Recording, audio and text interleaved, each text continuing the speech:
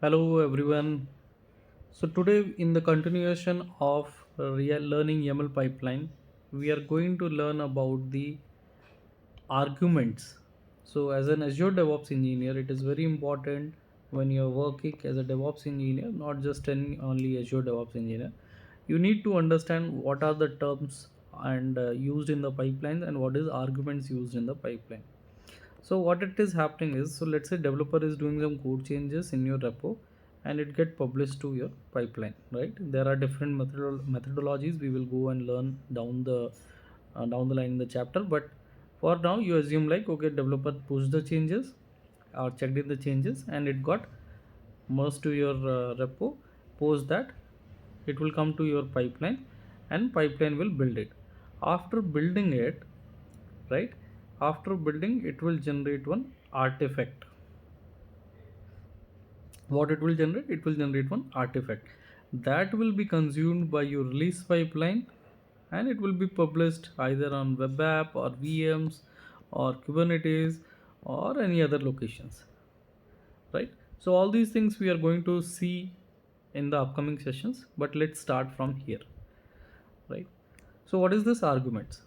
So arguments is nothing but it is used in the pipelines. It's kind of variables or system defined arguments which are going to be used in your pipeline, and it is very important. So one of the arguments we start with is configuration, that is build configuration. This is one argument. What it says is the argument is passed to Azure.NET CLI via .NET CLI task that specify the build configuration. Okay, so what it does is you can write, if you wanted to build your application either in debug mode or in release mode, that process you can set under this build configuration argument. Okay, so what I'm trying to say here is, so what I'm trying to say here is, so let's say if you have used this build configuration in your as a variable, is a kind of variable. So if you are using it in your pipeline, then you can set it as a release or in the debug. By default it will be in release mode, right? So what is this configuration and what is this release and debug, right? So so release mode, as a DevOps engineer you should be, I mean, aware of that. It is going to be mostly, it will be used in production based pipeline, and debug will be used in dev and QAs. So if you have a dev pipelines and QA pipeline, it will be mostly used that places because you have to debug it, so it will help you in the debugging part, right? So that's the important thing here. Okay, so if you go next,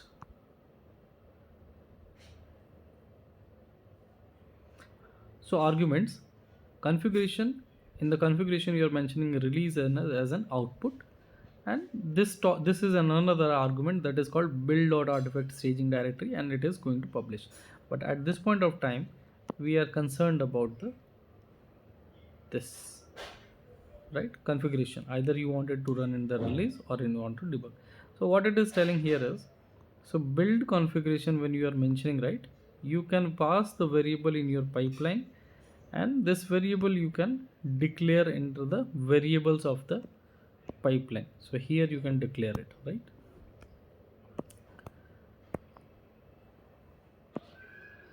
Going to the next one. So if you see here, if you have to, this is a classic pipeline, example of classic pipeline. In the release pipeline also you can do the same. So in the release pipeline there is nothing but under the variables you need to declare the build configuration equals to, I mean, colon in the bracket, I mean in the semicolons you have to mention as a release, and it will be done, right? And then you can just simply you can declare it into the configuration. So what is the output? Output is nothing but a where you wanted to publish your artifact, right? So output argument is used in .NET publish command to specify where the published file should be saved.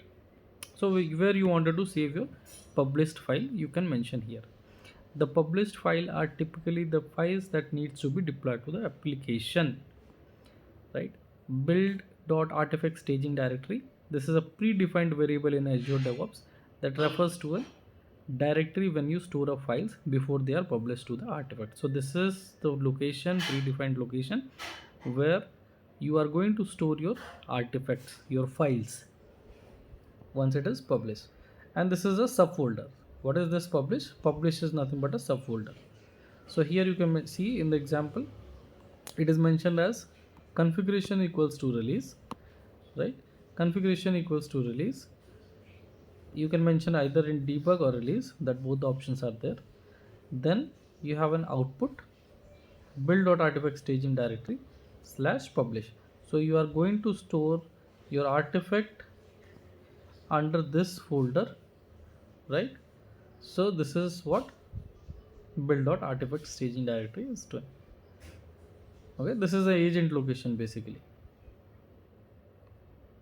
Going next, what is build.artifact staging directory / publish? This is publish. So here,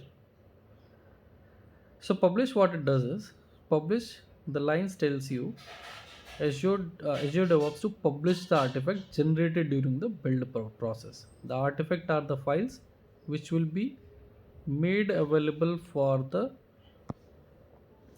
pipeline to use in the later stages like dev or QA, right? So that is the main purpose here. So it is nothing but it is the same format like just now we have saw. So under this build.artifact staging directory, under the publish folder, it is going to this is a subfolder where it is going to store your artifact, right? Now going next,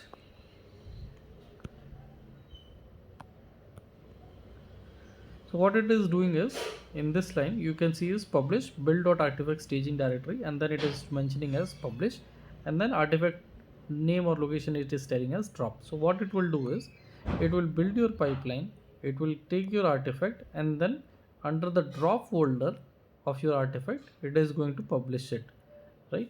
So what you are going to see here is, if you see, come here, so if you see in this example, in this screenshot, here they have mentioned,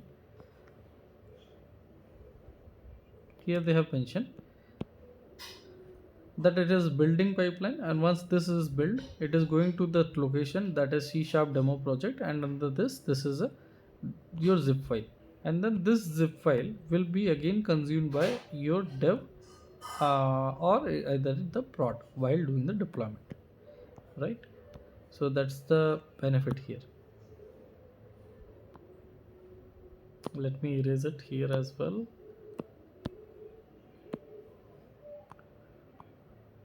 So what is this pipeline.workspace, right? So pipeline.workspace is again an argument which is used in your pipeline. Okay, so this is going to refer a location where you downloaded artifact from the previous stages. So pipeline.workspace. So pipeline.workspace is another predefined variable that points to the root directory of the pipeline. Okay, now what is drop here? So drop is an artifact name, the name of that folder where all the zip file will be located. We are looking at the zip for the zip that contains the build output, right?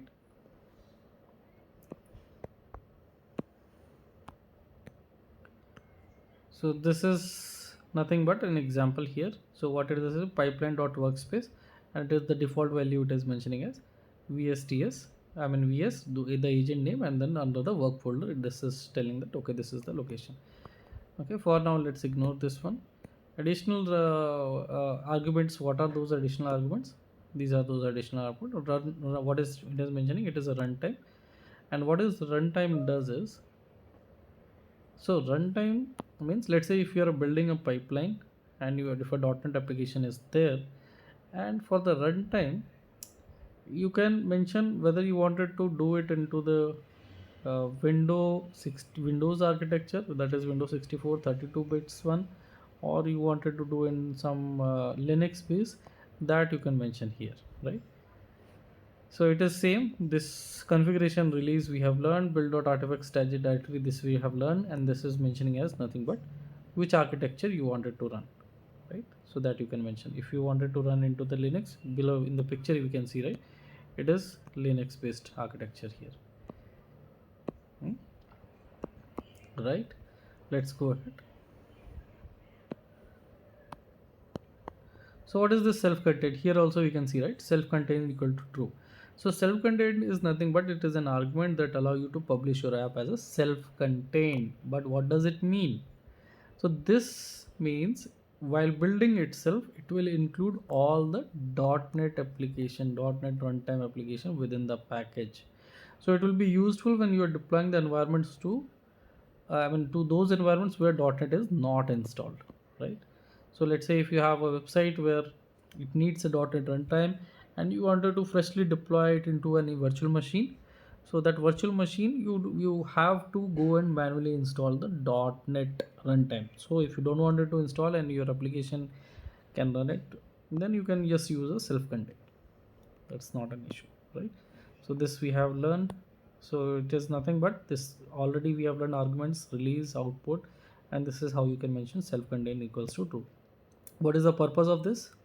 Let's read the purpose as well before going next. So purpose tells this ensures that the published application includes .NET runtime, make it as an independent hosting environment's runtime, right? So beautiful thing, command line.